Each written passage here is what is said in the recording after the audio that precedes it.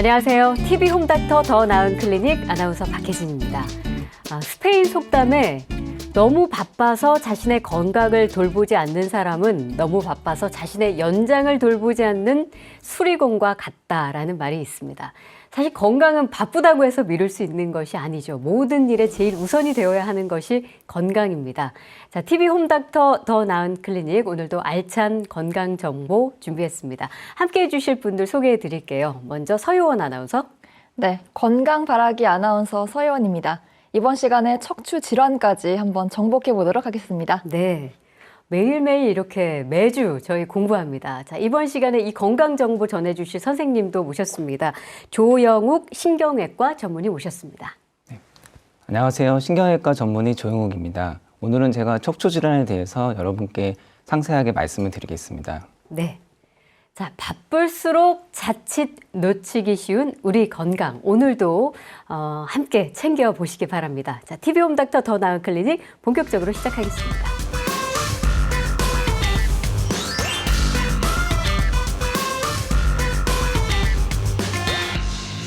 네, TV 홈닥터 더 나은 클리닉. 오늘 주제는 척추 질환입니다. 우리가 흔히 이제 척추에 뭐가 안 좋다 할 때는 이렇게 구부정한 자세를 취한다거나 다리를 이렇게 꼬고 앉는다거나 이런 자세들을 취하면 안 좋을 것이다라는 건 알고 있습니다. 그런데 정확하게 척추 질환을 일으키는 원인은 무엇인지 그리고 또 어떤 증상이 동반되는지 한번 알아보겠습니다. 선생님께서 좀 소개 좀 해주실까요? 그 척추는 우리 몸의 중심이 되는 기둥입니다. 네. 척추뼈라든지 인대 근육 그리고 디스크와 신경 같은 여러 구조로 돼 있기 때문에 다양한 질환이 발생할 수 있는데요. 오늘은 그 척추 질환의 대표적으로 흔히 디스크라고 부르는 이제 추간판 탈출증하고 신경관이 좁아지면서 생기는 이제 척추관 협착증에 대해서 말씀을 드리고자 합니다. 네. 척추 질환에 굉장히 다양한 게 있는데 특별히 그 두 개를 같이 소개해 주시는 이유가 있을까요? 네, 그 척추 질환은 허리뿐만 아니라 엉덩이, 다리까지 다양한 부위의 증상이 나타날 수 있는데요. 두 가지 질병이 둘 다 증상 부위가 비슷하기 때문에 일반인들이 추간판 탈출증과 척추관 협착증을 구분하는 것은 좀 어렵습니다. 네. 그래서 하지만은 이제 두 가지 질환이 치료 과정이라든지 예후가 다르기 때문에 구분을 하는 것은 굉장히 중요하게 되겠습니다. 네. 뭐 많이들 사실 통증을 호소하기 때문에 제 주변에도 허리 디스크 때문에 고생하시는 분들 많거든요. 혹시 주변에 있으세요? 제 대학 동기가 예. 이것 때문에 휴학을 한 적이 있어요. 디스크 때문에? 네, 허리 디스크 때문에 휴학을 한 적이 있어가지고 그때 진짜 놀랐었거든요. 네, 네. 가장 먼저 이 허리 디스크에 대해서 좀 설명을 해 주실까요? 그 허리 디스크나 척추관 협착증이나 어쨌건 병이 이제 생기기 시작할 때에는 가장 먼저 문제가 생기는 부위가 그 디스크라고 하는 추간판입니다. 네. 그 추간판의 구조에 대해서 먼저 설명을 드리고자 하는데요. 그 화면을 보시면 추간판이라는 거는 척추뼈와 고뼈 사이에 있는 그 연골 부위를 뜻합니다. 네. 그래서 이제 추간판 내에도 여러 구조가 있는데요. 추간판의 내측에는 그 중심 부위에는 수액이라고 해서 말랑말랑한 그 젤리 모양으로 돼서 무게를 지탱하면서 충격을 흡수하는 이제 보호하는 역할을 하게 됩니다. 네. 그리고 그 주변으로 마치 여러 개의 그 나이테의 띠처럼 생긴 부분이 있는데 그 부분을 섬유륜이라고 합니다. 이 섬유륜은 그 디스크의 외형을 잡아주면서 그 수액이 바깥으로 빠져나가지 못하도록 그 잡아주는 역할을 하게 됩니다. 네. 우리가 이제 그 나이가 들다 보면 이 디스크가 닳게 되고 이 섬유륜에 이제 찢어지게 되면서 수액이 탈출되게 되면 그때 발생하는 질환이 추간판 탈출증이 되겠습니다.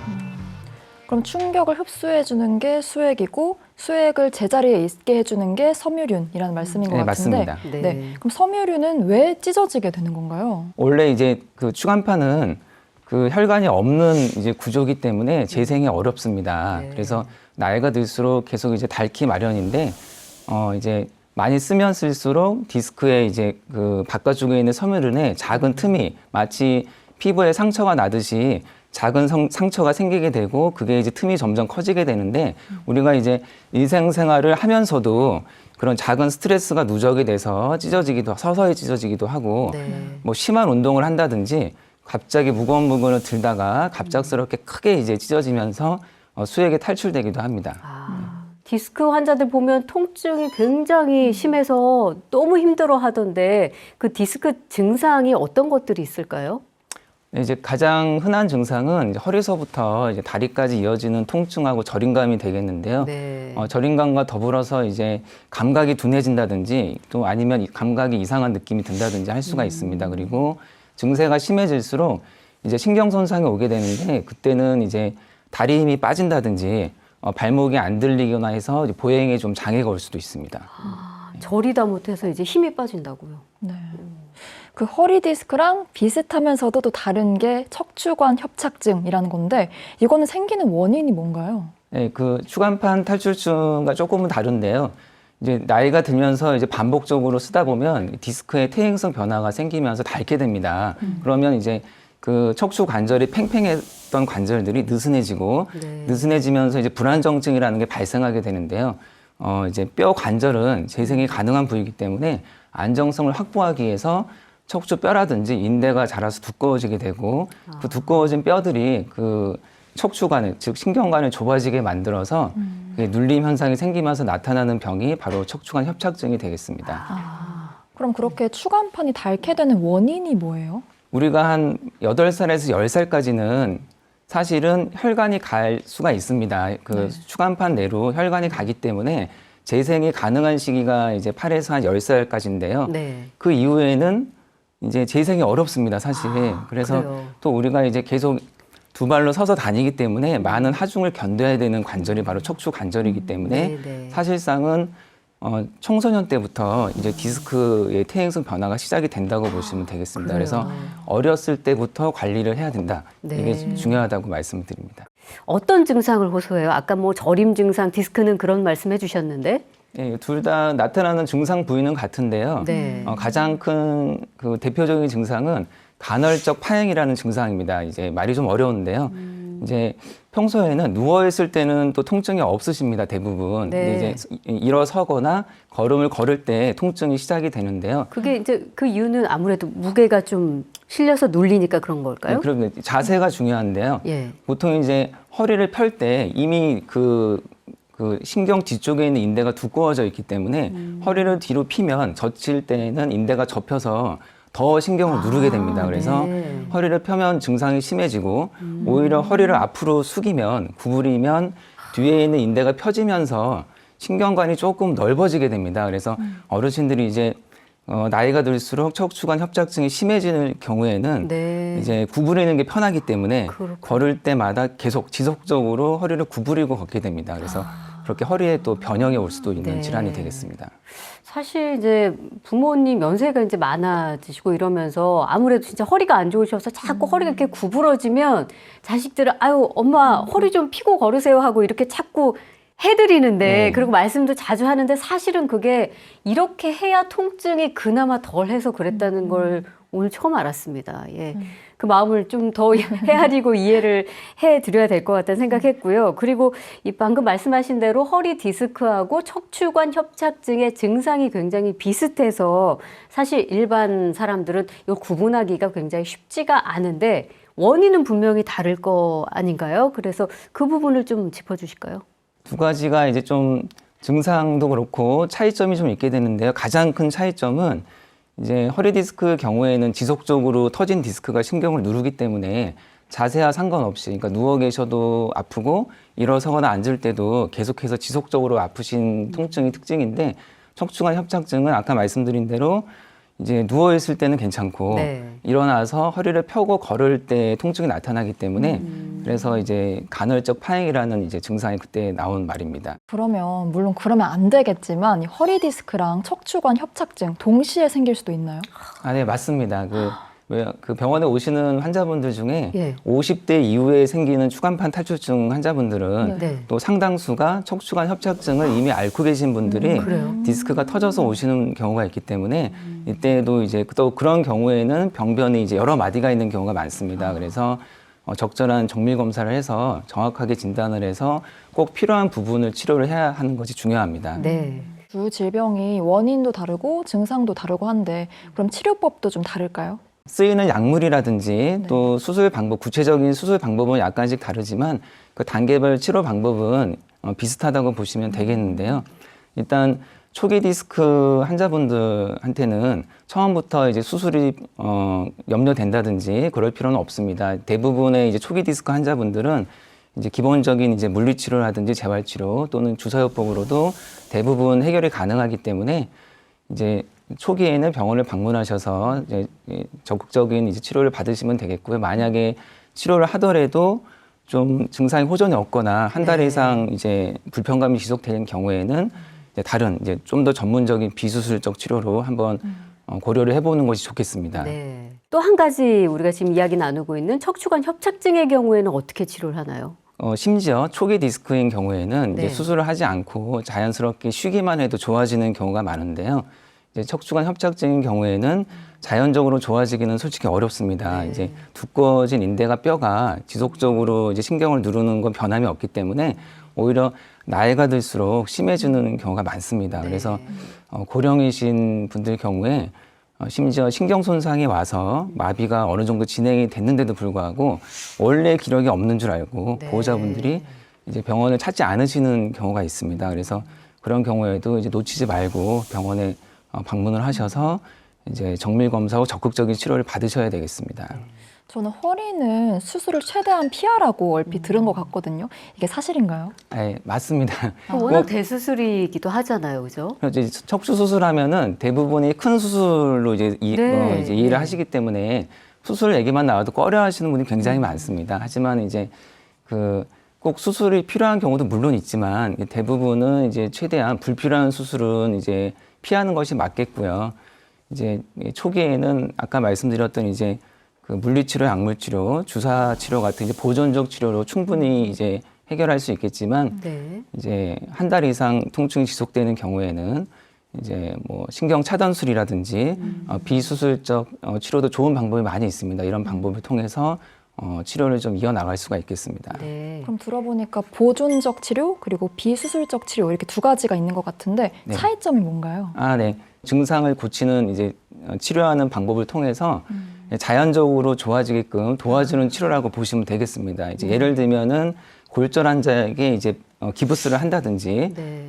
이제 물리치료라든지 약물치료, 주사치료 같은 게 해당이 되겠고요.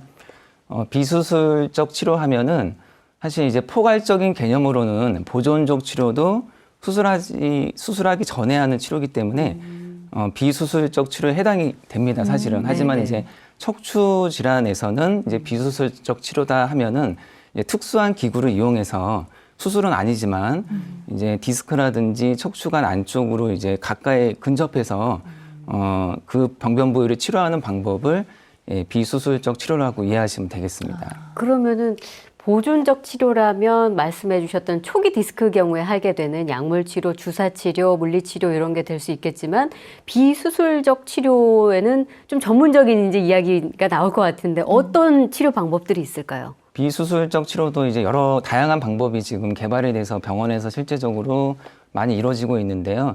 보편적으로 이제 이루어지는 이제 두 가지를 설명을 드리겠습니다. 네. 첫 번째 방법은 풍선을 이용한 이제 신경 성형술 시술이 되겠습니다. 흔히 이제 꼬리뼈 시술이라고 이제 많이 소개가 되어 있는데요. 실제 접근 방법이 꼬리뼈 가까이 이제 근접을 해서 네. 얇은 바늘과 이제 얇은 관이 들어갑니다. 이제 특수한 기구가 들어가서 신경이 좁아져 있는 협착증 부위까지 이제 가까이 들어가서 네. 풍선 확장을 해서 막혀 있는 신경을 이제 열어주는 치료라고 확장시켜주는 거예요? 풍선 확장을 하고 예. 그 부위를 신경을 열어서 염증이라든지 붓기를 가라앉힐 수 있는 약물을 주입을 하고 이제 시술을 하는 방법인데요. 네. 이제 실시간 이제 그 투시 영상을 보면서 하기 때문에 정확한 부위에 이제 정밀하게 치료를 할 수가 있겠습니다. 네. 두 번째 비수술적 치료는 고주파 수액 성형술이 있습니다. 고주파 수액 성형술은 이제 디스크 환자 치료에 많이 이용되고 있는데요. 특수 바늘을 디스크 내에 이제 수액으로 삽입을 해서 디스크에 이제 고주파 치료를 해서 디스크의 압력을 낮추게 됩니다. 그리고 디스크의 이상 부위를 찾아서 열로 태우는 시술이라고 보시면 되겠습니다. 하지만 이제 그 60도 내에 낮은 온도에 고주파 치료로 하기 때문에 안전하겠고요. 또 시술 시간도 15분 이내고 또 아까 말씀드린 신경 성형술과 마찬가지로 전신 마취라든지 절개가 필요 없기 때문에 고령이신 환자분한테도 아주 효과적인 이제 시술 방법이 되겠습니다. 상황이 좀 안 좋아져서 수술을 해야 된다고 결정을 했을 때 그럼 수술은 어떤 방식으로 진행이 될까요? 일단 수술의 목적, 수술의 예. 목표가 중요한데요. 일단 신경이 눌리는 압박되는 부위를 풀고 두 번째로는 터진 디스크가 있는 경우에는 제거를 하는 것이 수술의 목적입니다. 네. 근데 이제 피부를 절개하고 들어가야 되는데 그 절개하고 들어가는 디스크 병변 부위까지 들어가는 방법에 따라서 고식적 수술 방법하고 두 번째로 채소 침습 척추 수술로 두 가지로 구분할 수가 있습니다. 네, 좀 일단 어렵네요, 말이. 네, 간단합니다. 설명 들으시면 간단한데요. 네. 이제 고식적 척추 수술은 말 그대로 맨눈으로 보면서 수술을 하는 겁니다. 그래서 일단 절개를 크게 해야 되겠고요.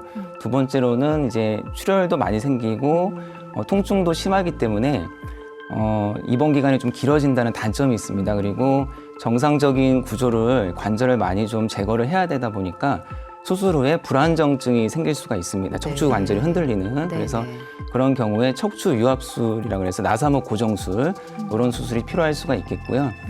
거기에 반해서 채소 침습 척추 수술은 이제 현미경이라든지 내시경을 이용해서 병변을 크게 확대를 해서 수술을 하게 됩니다. 그래서 당연히 절개가 작아지고 출혈도 적게 생기고 통증도 심하지 않기 때문에 수술 후 회복이 빠르다는 장점이 있겠습니다.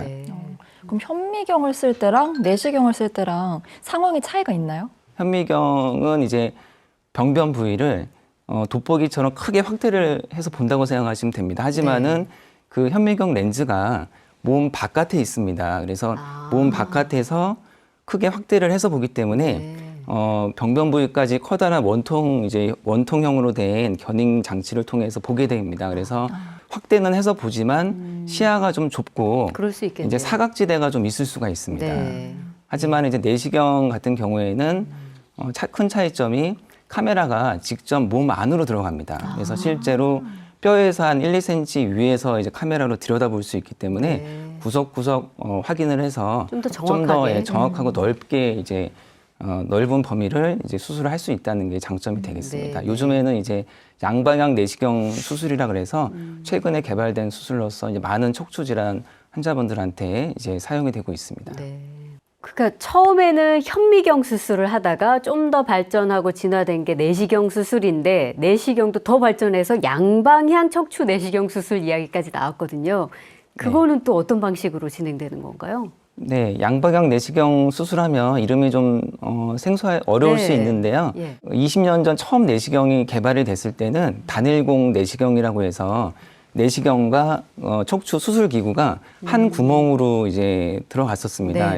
그래서 이제 좀 시야가 좀 비교적 좁고 이제 좀 보기 어려운 점이 있었는데 수술할 때도 좀 제한이 이제 좀 많이 따랐습니다. 당연히 수술할 수 있는 대상도 좀 제한적이어서 척추관 협착증에는 사실상 좀 어려웠고 단순한 이제 추간판 탈출증 환자들에게만 이제 적용을 했었는데요. 이제 그런 단점을 보완하기 위해서 개발된 것이 구멍을 2개로 뚫어서 좀 더 다양한 기구를 쓸 수 있게 개발된 방법이 이제 양방향 수술, 내시경 수술이 되겠습니다. 양방향 척추 내시경 수술 지금 설명해 주셨는데 사진을 좀 준비해 오셨다고 해서 정확히 어떤 방식으로 진행이 되는 건가요? 네. 붉은색 화살표 표시한 부분이 디스크가 파열돼서 터진 부분이 되겠습니다. 아래쪽도 이제 같은 부위고요. 그래서 다리 마비가 있으셨기 때문에 이제 바로 이제 양방향 내시경 수술을 결정해서 들어갔는데요. 수술 장면입니다. 그래서 그 좌측 사진을 보시면 이제 작은 구멍이 2개 나 있습니다. 그래서 좌측에는 내시경이 들어가 있고 오른쪽에는 이제 수술기구가 들어가 있는 겁니다. 실제 1cm의 작은 절개로도 가능하고요. 그래서 이분 같은 경우에는 수술 후 MRI를 보면 이제 디스크가 말끔하게 제거가 잘 되었고요. 초록색으로 표시한 부분입니다. 그래서 이분 같은 경우 통증은 바로 좋아지셨고요. 다리 마비 증상이 있던 것도 이제 한 달 정도 재활 치료를 한 이후에 말끔히 좋아지셨던 분이 되겠습니다. 이제 치료 이후에 관리가 굉장히 중요합니다. 이렇게 큰 수술을 결심하고 이게 수술까지 강행한 이후에 다시 아프지 않으려면 관리가 굉장히 중요할 텐데 일상생활에서의 관리법이랄까요? 그런 거 좀 소개해 주실까요? 가장 중요한 것이 그 평상시에 바른 자세를 유지하는 것입니다. 척추의 바른 자세라 하면 요추의 전만 상태를 유지하는 상태라고 하는데요. 네. 그 허리를 앞으로 이제 구부리는 상태를 후만 자세라고 합니다. 뒤로 불룩해지기 때문에 후만 자세가 되고요. 그러니까 이런 식으로 구부리는 자세가 가 이제 말씀하신 뒤에가 거죠? 후방이 망곡이 된다 그래서 후만 자세가 되겠고요. 네. 허리를 이제 뒤로 펴는 상태를 이렇게 하는? 앞쪽이 불룩해지기 때문에 전만 상태로 갑니다. 네. 그래서 우리 몸의 정상적인 각도가 요추 부위는 전만 상태가 이제 정상적인 중립 자세입니다. 그래서 요추의 전만 상태를 유지하는 것이 중요한데 그렇다고 너무 또 이렇게 꺾으면 안 그렇죠. 되잖아요. 과한 이제 전만 상태잖아요, 상태도 이거는. 좋지 네. 않습니다. 이제 네네. 중립 자세에서 예. 가장 디스크의 압력이 적고 디스크의 퇴행성 변화가 적기 때문에 전만 상태가 중요한데 네. 우리가 이제 허리를 앞으로 장시간 구부리거나 자주 구부리게 되면 허리 디스크의 압력이 올라가고요. 그다음에 이제 뒤쪽에 있는 섬유륜이라든지 인대가 자꾸 이제 늘어나게 됩니다. 늘어나면서 약해지고 결국에는 허리뼈가 흔들리게 돼서 이제 나중에 척추관 협착증의 원인이 될 수도 있습니다. 그래서 항상 물론 이제 앉을 때뿐만 아니라 서 있거나 걸을 때에도 우리가 항상 요추 전만 자세를 신경을 쓰면서 이제 생활을 해야 되겠고요. 좋은 자세라도 같은 자세를 장시간 하고 있는 것은 좋지 않기 때문에 수시로 자세를 바꿔서 디스크에 이제 걸리는 스트레스를 좀 부담을 좀 줄여줘야지 좋겠습니다. 네. TV 홈닥터 더 나은 클리닉 오늘 척추 질환에 대해서 이야기 나눠보고 있습니다. 더 궁금한 점들이 생기는데요. 이 부분은 우리 서영원 아나운서가 준비하셨죠? 네, 질병에 대한 크고 작은 궁금증 오늘도 속 시원하게 해결해 보겠습니다. 허리 디스크 환자인데 날씨가 추워지면 허리가 더 아프대요. 이건 왜 그런 걸까요? 네, 그 기온이 내려가면 이제 우리 몸은 열을 뺏기지 않으려고 이제 여러 가지 변화가 생기게 되는데 근육이라든지 혈관이 수축을 하게 됩니다. 근데 근육이 수축을 하면 이제 척추 주위 근육도 같이 수축을 하면서 디스크의 압력이 올라가게 됩니다. 네. 그래서 디스크에 이제 통증이 더 올 수가 있겠고요. 또 혈액순환이 안 되게 되면 신경 주위에 생긴 염증 물질들이 순환이 되지 못해서 쌓이게 됩니다. 그래서 네. 그런 이유로 통증이 심해질 수가 있고요. 만약에 추운 날 좀 통증이 심해진다면 가벼운 찜질하는 것이 좀 도움이 되겠습니다. 찜질은 온찜질인가요? 냉찜질인가요? 그러니까 추울 때는 온찜질을 온찜질이겠죠. 예. 마사지도 좀 효과가 있을까요? 마사지도 이제 혈액 뭉친 근육을 풀거나 혈액 순환을 도와드리는 데 도움이 되겠습니다. 네. 저도 질문 하나 할게요. 이제 사람들이 건강에 대한 관심 많아지면서 건강을 지키려면 코어가 진짜 튼튼해야 된다 이런 말씀들 많이 하시면서 코어 운동을 하십니다. 그런데 지금 디스크 환자나 아니면 이 협착증 환자들도 코어 운동을 해도 되는 건지 혹시 그게 아니라면 이런 환자들에게 적합한 운동법은 또 어떤 게 있는지 그 두 가지 설명해 주실까요? 근데 이제 코어 운동하면 예. 이제 우리 몸의 중심이 되는 근육을 운동을 한다는 이제 말인데요. 그렇죠. 네. 사실은 이제 지금 허리 디스크를 앓고 계신 통증이 있으신 분들은 사실 운동을 좀 하기가 힘드실 수가 있는데 이럴 때에도 최대한 고강도 운동, 이제 중량을 많이 이제 올려서 근육을 이제 키우려는 운동보다는 그 근육의 이제 지구력을 키우는 운동을, 그러니까 강도를 낮춰서 네. 지구력 위주로 운동을 하시는 게 좋겠고요. 운동을 할 때 통증이 있으시다면은 단순하게 평지에서 걷는 운동만으로도 이제 좋은 코어 운동이 될 수가 있습니다. 물론 이제 허리를 구부리고 걷기 운동을 하면 네. 다리 운동만 되는 겁니다, 사실은. 그래서 아까 말씀드린 요추 전만 자세를 신경을 쓰면서 걸을 때도 네, 허리를 네. 집어넣고 배도 집어넣고 네. 가슴을 펴고 그 상태에서 걷기 운동을 하시면은 충분한 이제 코어 근육도 지구력을 늘리는 좋은 운동이 될 수가 있습니다. 오늘 척추 질환 핵심 내용 영상으로 한번 정리해 보고 가겠습니다.